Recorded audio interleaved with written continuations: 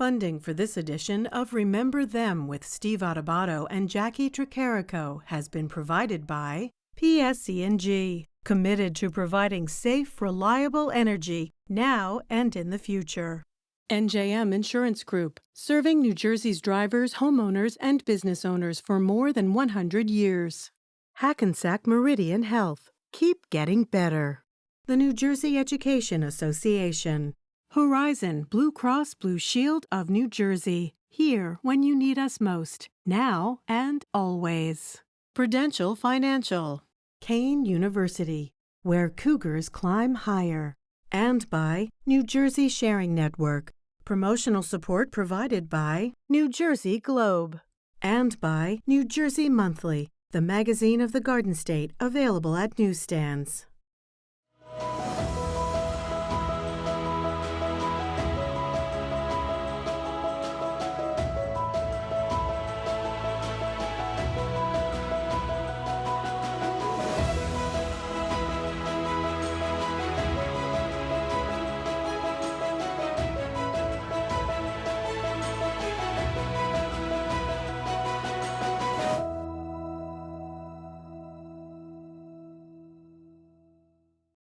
Welcome to Remember Them. Steve Adubato, my colleague and co-anchor Jacqui Tricarico. Jacqui, today we kick off Remember Them with an in-depth interview we did with Rick Thigpen, who's Vice President of Corporate Citizenship at PSEG, also a historian who understands and knows military leadership.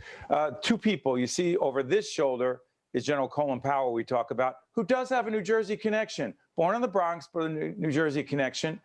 And Norman Schwarzkopf, did you know his dad, Norman Schwarzkopf, was the head of the New Jersey State Police? Jacqui, did you know that? I actually didn't know that, but and Rick gets into great detail about Norman Schwarzkopf, but also talks a little bit about other New Jersey military leaders who matter, Raymond Odierno and Peter Pace, both out of New Jersey, and Rick gives us some insight and details about both of them and why they matter to New Jersey, why they matter to the country, and you know, on the back end of that, we're going to hear him then talk more about Colin Powell.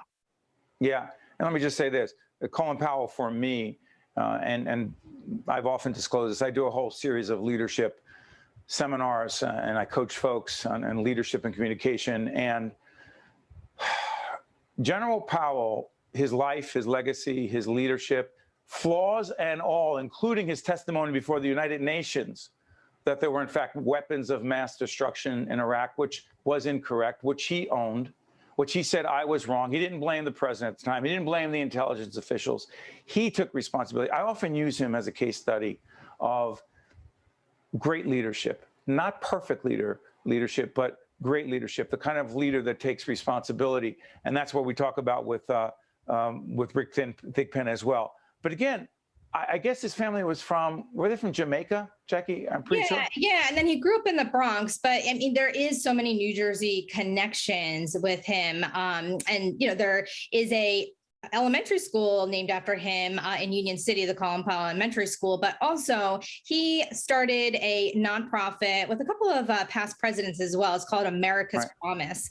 And he's the founding chairman of that nonprofit. And it has roots here in New Jersey. It's an important organization. And I know that he was here in New Jersey and you had a chance to interview him.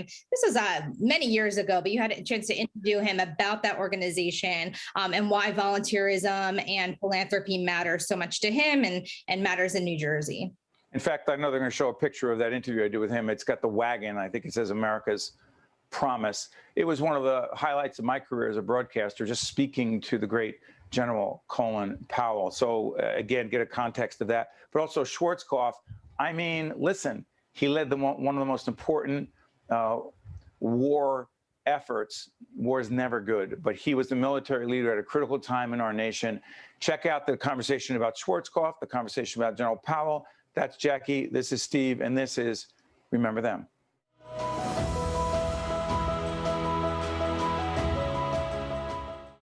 Steve Adubato here. We welcome back Rick Thigpen, Senior Vice President of Corporate Citizenship at PSEG. We're not talking energy here. We are talking military history. Rick has been doing a series of interviews with us on important figures, New Jersey-based and other leaders, part of a powering equity and social justice initiative powered by Rick and his colleagues. Today, we focus on General Norman Schwarzkopf. Born in Trenton, New Jersey, Rick? Born in Trenton, New Jersey, the grandson of German immigrants. We'll show some pictures. We'll show some pictures of the general. Track his history back to the state and his international implications as a military leader. Well, he's the grandson of German immigrants, as you mentioned, a native of Great Trenton, New Jersey. Just reminded everybody how much of an impact New Jersey continues to have on American history. His father was the first superintendent of the state police, and in that capacity was the lead investigator in the infamous or famous Lindbergh trial. A Lindbergh trial, where his child was kidnapped, and it was taking place in the Flemington courthouse, I believe, in 1932. That's right. He was also a colonel in the United States Army, and he passed that on to his son, who we now know became a four-star general, General Norman Schwarzkopf, who's famous to us all from Operation Desert Storm. At the time of the Iraqi invasion of Kuwait, he was the commander of the United States Central Command, which involved that part of the world. And in that capacity, he coordinated all of the land operations for the over 250,000 US troops involved in Operation Desert Storm. We all know that was a successful military operation. It earned him the Presidential Medal of Freedom. It earned him enormous popularity and fame, as successful military leaders frequently do, I can just mention a few, like General Eisenhower would be the most recent example of that. And he was a very successful leader. He made a case that a successful military leader needs character and strategy. And if you have to do without one, do without the strategy. And so he's someone we admire. They called him Stormin' Norman. He comes from New Jersey. He made a meaningful impact on our country's history in that he was a successful leader of the very big military operation.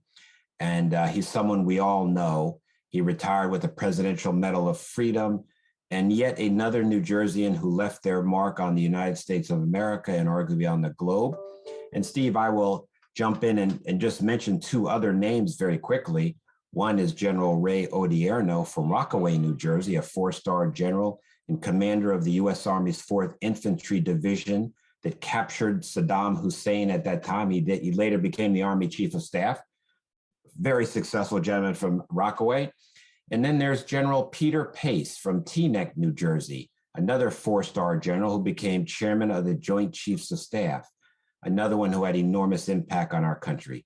So New Jersey continues to make enormous contributions, and we would be remiss to forget that young woman who is a former Navy pilot and federal prosecutor named Congresswoman Mikey Sherrill from the 11th Congressional District, who's in office today, a former military leader, now a member of Congress, and we shall see what the future has in store for that young lady. But she's enormously talented and capable of doing even more than she's doing today. And yet another example of how New Jersey and public service continues to have an impact on this country. You know, again, part of this series, Powering Equity and Social Justice, Rick has joined us, and he did another full segment on the legacy, the impact of the great General Colin Powell, who was Secretary of State and a whole range of other important national titles. But one of the things with Rick that we've learned is that it's important to feature these people, because if we do not understand our history, if we do not understand who these people are, it's hard to put things in perspective today. So here's my question, Rick. You mentioned several military leaders who come out of New Jersey, not just General Schwarzkopf. Do you believe, and this is, I don't want this to be a trick question, but it is something I've been thinking about. Do you believe that military leadership then, as what it described, the leadership that everyone you just mentioned in this segment, their kind of military leadership actually prepares people for public service outside of military leadership? Mikey Sherrill ran for Congress, is in Congress. We don't know what the future is going to be. But it's a long-winded way of asking, is military leadership in any way significantly different from leadership in other arenas that are not military-centric? Well, military leadership certainly requires enormous discipline and a commitment to your country. Mikey Sherrill, for instance, was in the first graduating class in the Navy where women were eligible for combat. She's a little bit part of history. General Odierno was the grandson of Italian immigrants. General Pace was the son of Italian immigrants. So the military is also part of that great American melting pot where people, no matter where you come from, have a chance to prove yourself as an American, to make a great contribution in the form of public service. It does instill discipline. It instills commitment to your country. It instills a sense of paying attention to what's right and what's wrong. And so arguably, military training is one of the greatest ways to serve your country, and it can clearly prepare you for public service.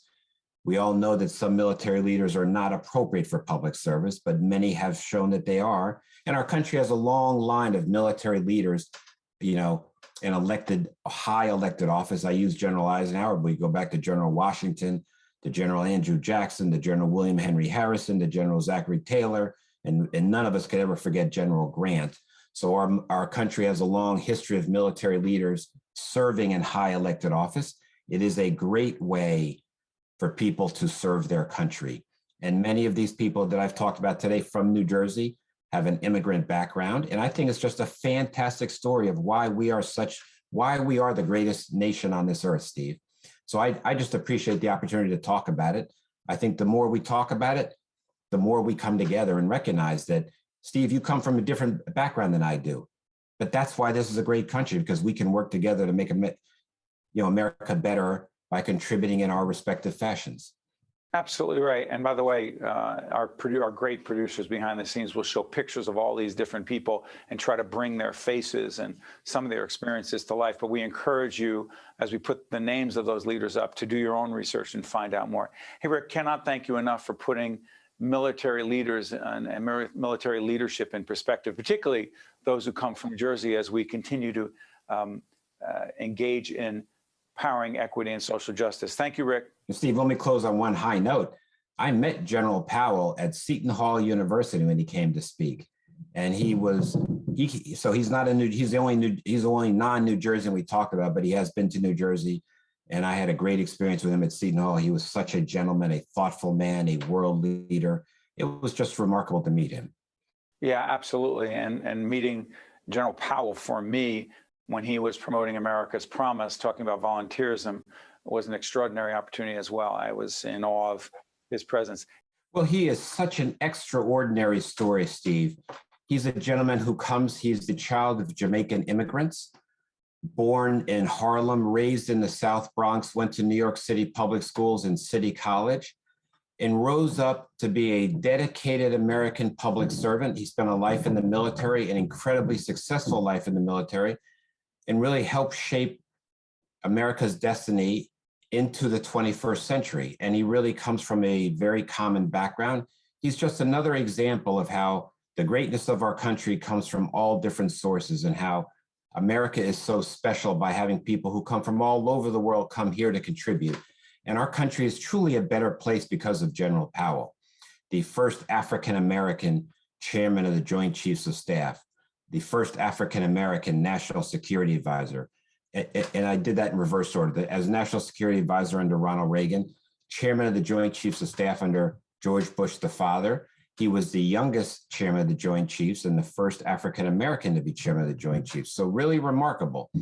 And during his tenure, the Cold War ended, Operation Desert Storm happened, the invasion of Panama happened, the Somalia crisis happened, the Bosnian War happened.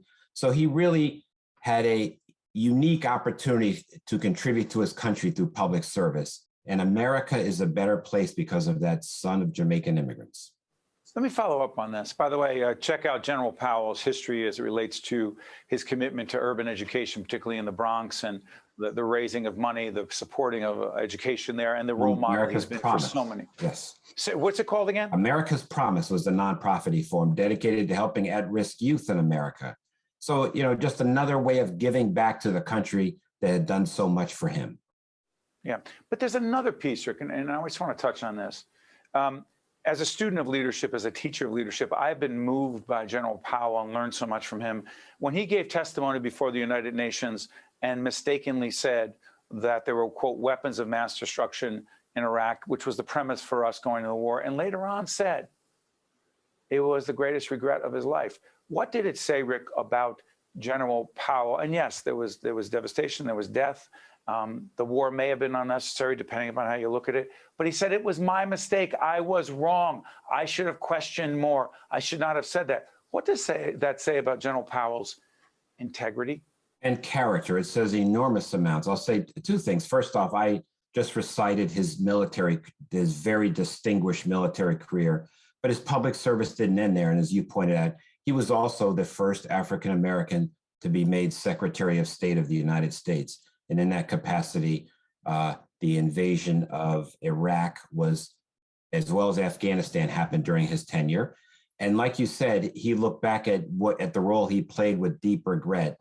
As we all know today, not enough public servants are willing to admit when they're wrong and tell the people that they made a mistake so that we could do better next time.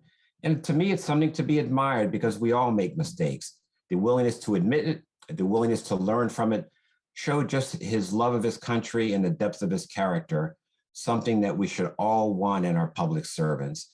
And it shows that those characteristics and traits which we all admire can come from all different types of people who come from all different types of places. And he's just someone who we should all remember as a role model as to what makes America great. So I'm going to follow up on something. So for those who are just critical and say he made a mistake, he made a terrible mistake, a deadly mistake, but being in positions, you and I talk about this on Lessons in Leadership, our sister program that I do with Mary Gamba. You've said, look, leadership is not about making the right decision in every situation. It's having the information you have at hand, making the best decision possible. And when you make a mistake, dare I say, own it. That's the exception. That's not the rule, Rick. Well, unfortunately, Steve, and you know, the old cliche, people who live in glass houses shouldn't throw stones. And I'd like that first stone to be thrown by the person who has made no mistakes themselves. We all make mistakes. He admitted his mistake in public. It was a mistake on an international, global stage, and it takes enormous courage and character to admit it when you're wrong. And he knew it. He'd made a mistake and he wished he hadn't done it. And dare say our country might have been better off if it did not make that mistake. And I won't go into that war, but it's a very important character trait for our leaders. And more of our leaders need to be able to admit when they're wrong so that they can go forward and do better the next time. Could Colin Powell have been president of the United States? Well, there's two ways to look at that. By his enormous contributions and by his record service, he was worthy of being considered to be president. As I mentioned to you, and I remember as a young man, he was an anomaly in my own little world, in that he was African American, but promoted by Republican politicians. First Ronald Reagan, then George H.W. Bush, then George Bush the son. And he had a tough political puzzle to solve to be an African-American leader and get the Republican nomination for president. So politics aside, his life of public service, his dedication to his country certainly made him qualified to be considered as president of the United States. But it was not in the cards for him politically. Real quick on this, final question on General Powell. What did General Powell's life and legacy mean to all younger people, but disproportionately young people of color from urban areas? What did it mean to them in terms of what was potentially possible in this nation? Well, it shows that everything is possible in this great nation. It shows that while the color of your skin may influence your life, it does not prevent you from making enormous contributions to this country. And it does not prevent you from loving America and helping make America a better and greater country.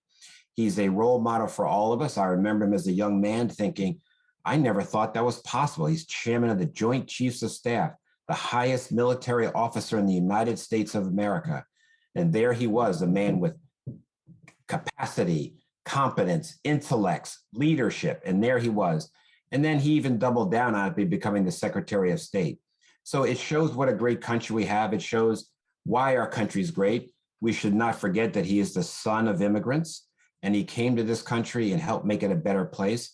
And that's really one of the reasons America is the special place and the greatest country on this earth. Colin Powell helps remind us of that.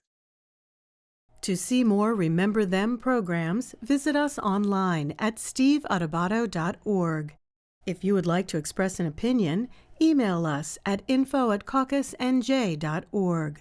Find us on Facebook at facebook.com/Steve Adubato, PhD, and follow us on Twitter at Steve Adubato.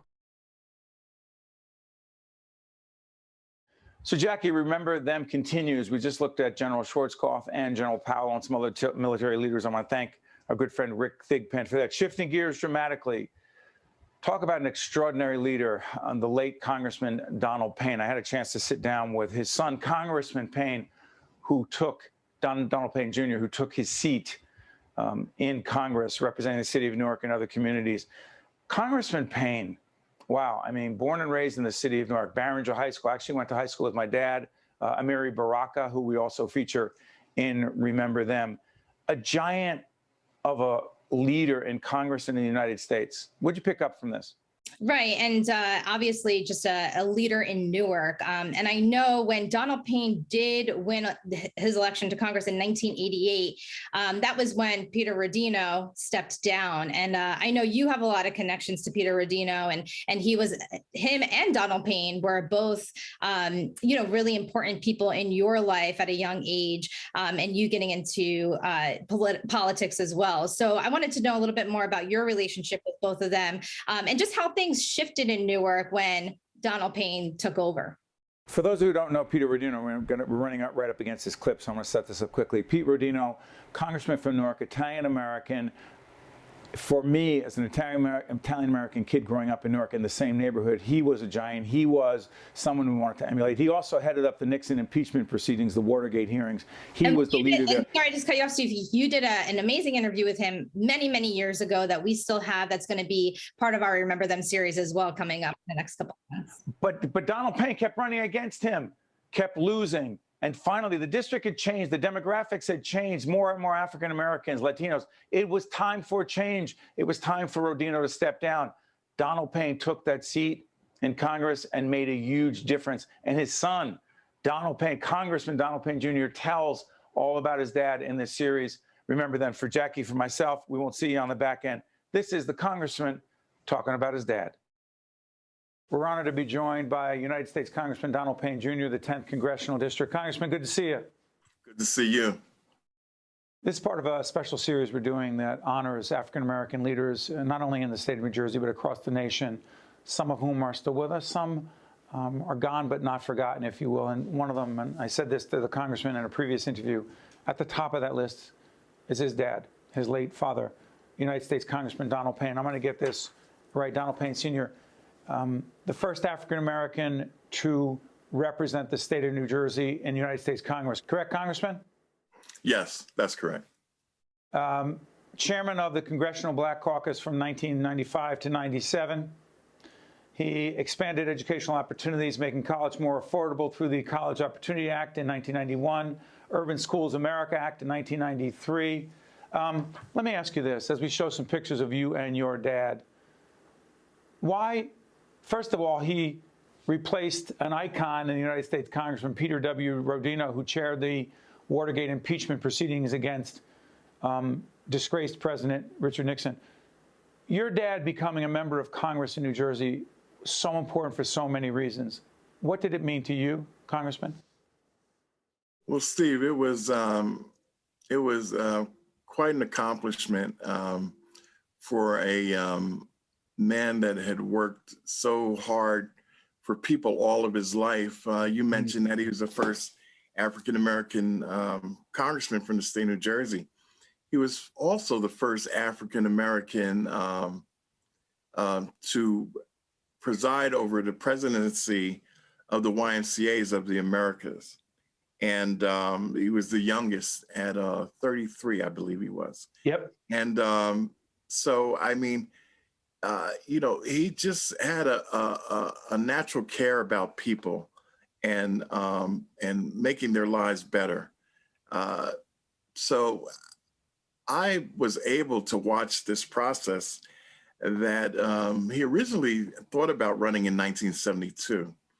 He finally decided to run in 1980.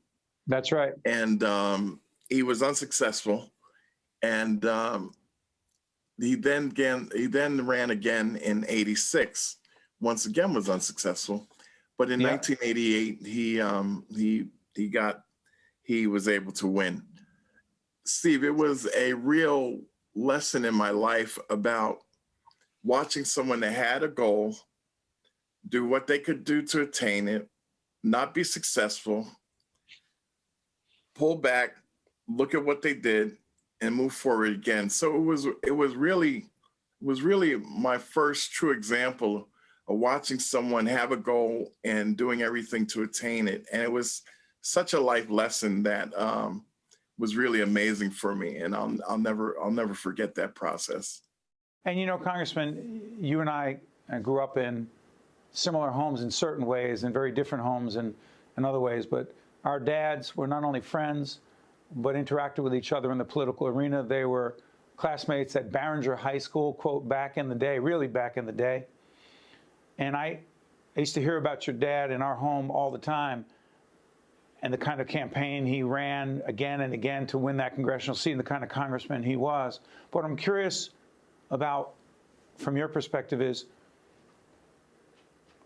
his commitment to public service, to making a difference, particularly at that time when it was so incredibly difficult for African-American people who chose to be in politics in a white, older, male-dominated world.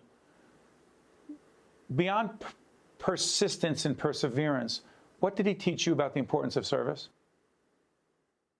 That there was nothing greater than to serve your fellow man, and that if you're in the position to make the quality of someone's life better, then it's your obligation to do it. And that's the model that I followed in following him into public service.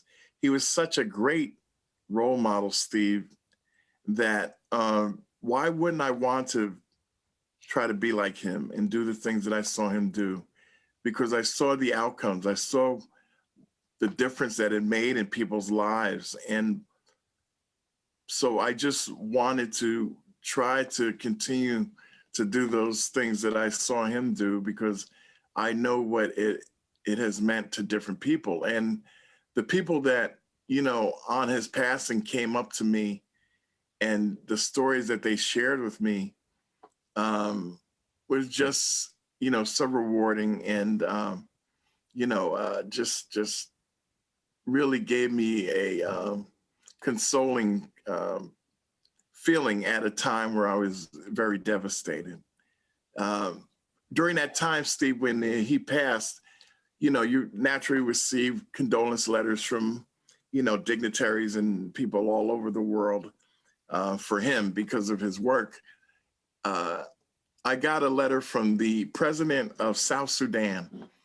And he was very involved in Africa, very involved in that region, very much so. And it really epitomized, for me in a nutshell, the work that he had done and what he meant to people. You know, you got the normal, you know, my apologies, sorry to say. And then his PS was, if it was not for your father, my country would not exist.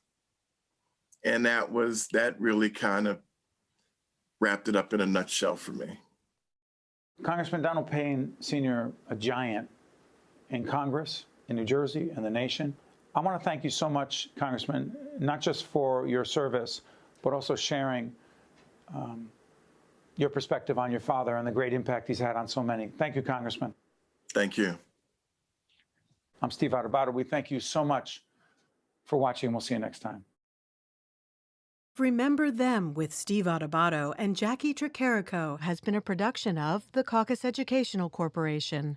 Funding has been provided by PSC&G, NJM Insurance Group, Hackensack Meridian Health, the New Jersey Education Association, Horizon Blue Cross Blue Shield of New Jersey, Prudential Financial, Kane University, and by New Jersey Sharing Network. Promotional support provided by New Jersey Globe and by New Jersey Monthly. Many of New Jersey's children have been affected by COVID-19, But now that there's a safe and effective vaccine available for children ages 12 and older, you can help make COVID-19 history by getting yourself and your child vaccinated. Let's end this pandemic together and help all children get back to being kids. Visit HackensackMeridianHealth.org/COVID-19 to learn more or to schedule a vaccine appointment today.